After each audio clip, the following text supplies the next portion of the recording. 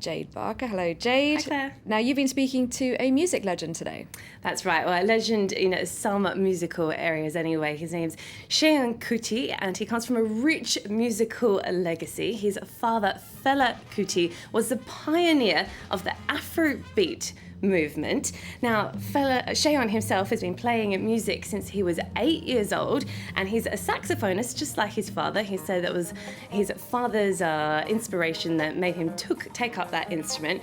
Now, when his father passed away when he was just 14 years old, Seun stepped in to take over the lead saxophonist role in his father's band, which is called Egypt 80, and he's continued on with his father's legacy, staying true to the Afrobeat roots.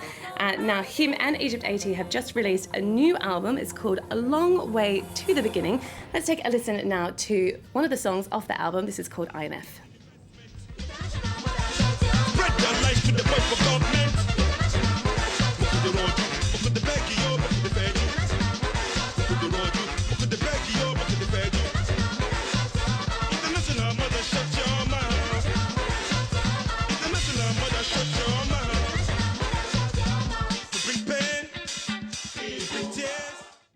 Jade, there were some pretty provocative lyrics there, but that's part and parcel of Afrobeat, isn't it? Right, it's not just a musical genre, which, for those who don't know, it entails traditional African music mixed with some soul and some jazz and some funk. But Afrobeat also is about social commentary, and as you heard there in those lyrics, it was a very thinly veiled criticism of the International Monetary Fund. Here's Seun explaining to me earlier what it was he was trying to say in that song. The title, as it is a representation of all multinational corporations in Africa, not just the policies of the IMF or the World Bank that are detrimental to the majority of us, because the so-called investments that they say will help Africa to grow are so far only benefited probably 2 or 3% of the continent. And what we as the general population and citizens of Africa see is the pollution, the destruction and the corruption of our system. Now, if you want to find out more about Seun, you can catch the rest of that interview at 5:15 Paris time today. Okay, I'll be sure to check it out right after my shift then. Now we're going to stay with African music. There are a number of African musicians who got together here in Paris last night, and all for a good cause. Yeah, that's right. It was part of the Solidarity Centrafrique concert, which took place in Paris, as you said, at the Théâtre de la Ville.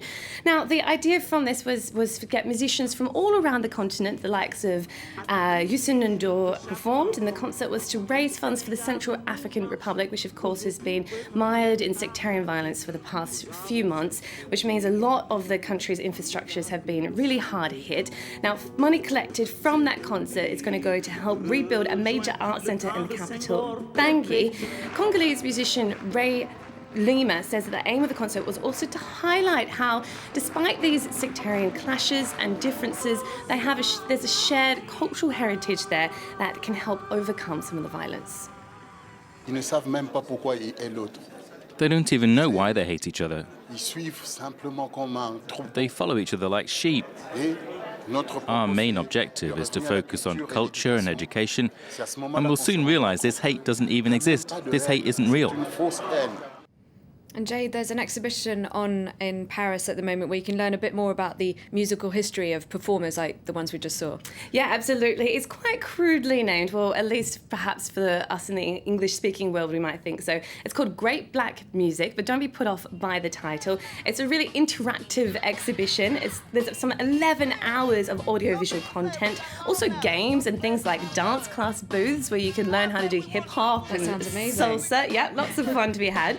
And it also features legends from, of course, Bob Marley, Billie Holiday, Michael Jackson, pretty much any performers you can think of in this type of music, and covers everything from, the birth of Afrobeat, as we talked about before. You can learn a bit more about that, to the rise of hip-hop in the Bronx, and joins basically the dots from Africa to America that have generated this exceptionally rich musical genre.